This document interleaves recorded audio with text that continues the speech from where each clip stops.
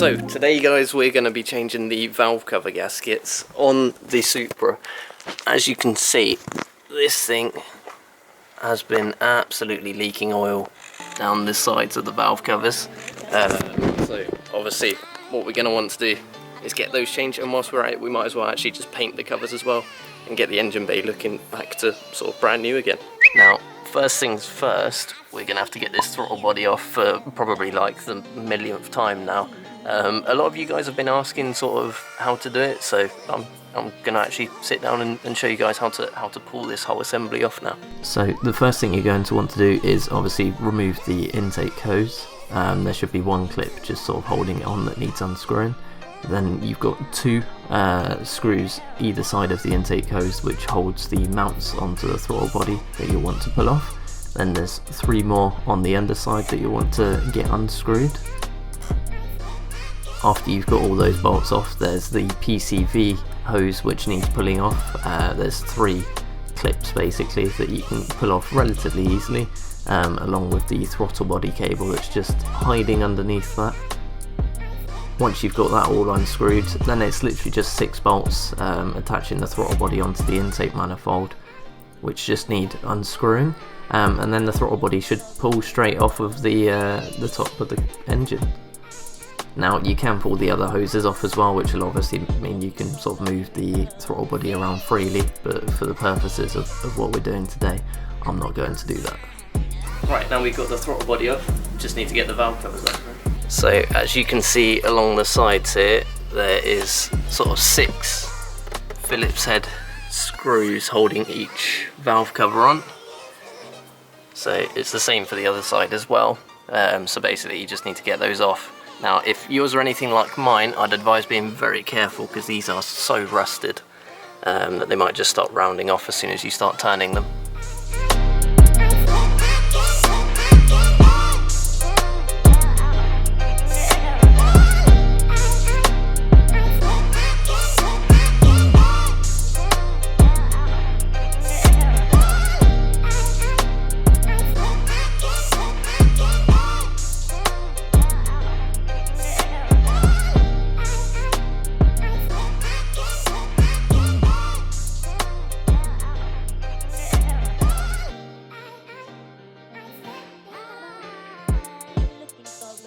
Right guys, now the valve covers are all off. I've actually covered the valves just with a plastic bag to stop any dirt or crap getting in there. And once that's all covered, might as well go ahead, sand this all down, get it painted, and put the brand new gasket on. That's the old gasket that's underneath it. It doesn't actually look in too bad condition, so I'm not sure why it's been leaking.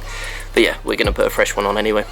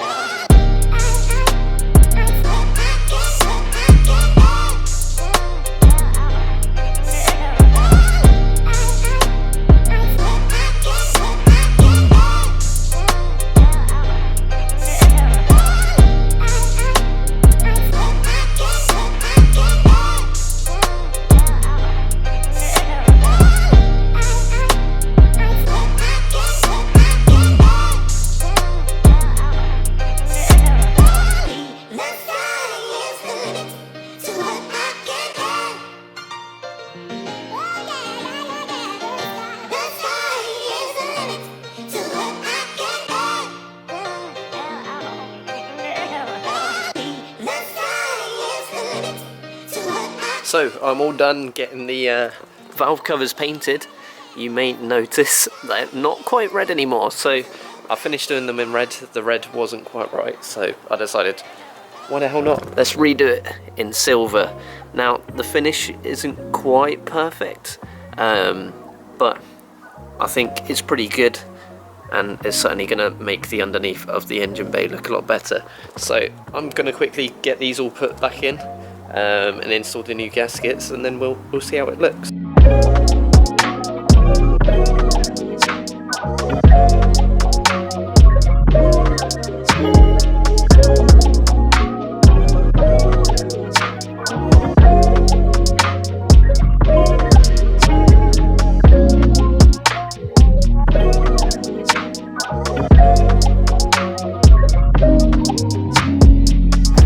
guys, the car is almost entirely back together. The engine bay's looking a hell of a lot better now.